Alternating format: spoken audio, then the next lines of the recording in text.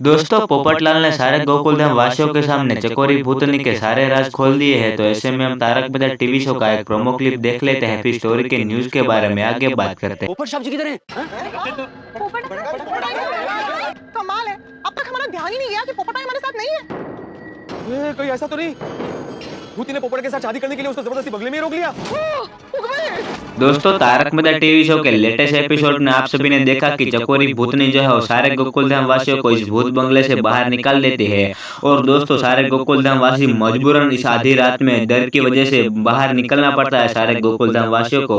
और दोस्तों सारे गोकुलधाम वासी जो है भूत बंगले से बाहर नहीं निकले, क्योंकि दोस्तों जो अपना पोपटलाल है वो भूत बंगले के अंदर अकेला रह गया है। क्योंकि दोस्तों पोपटलाल को चकोरी के ऊपर शक हो गया है कि चकोरी जो है वो भूतनी नहीं एक इंसान है। और दोस्तों जो सारे गोकुलधाम वासी है पोपटलाल को बचाने के लिए वापस भूत बंगले के अंदर जाने वाले हैं। और दोस्तों जो चकोरी है वो सारे गोकुलधाम वासियों को इस भूत बंगले से बाहर क्यों भगाना चाहती है। और दोस्तों आपको क्या लगता है कि चकोरी इंसान है या भूतनी, हमें कमेंट में जरूर बताइएगा। दोस्तों मिलते हैं एक न्यू प्रोमो के अंदर, तब तक के लिए बाय बाय।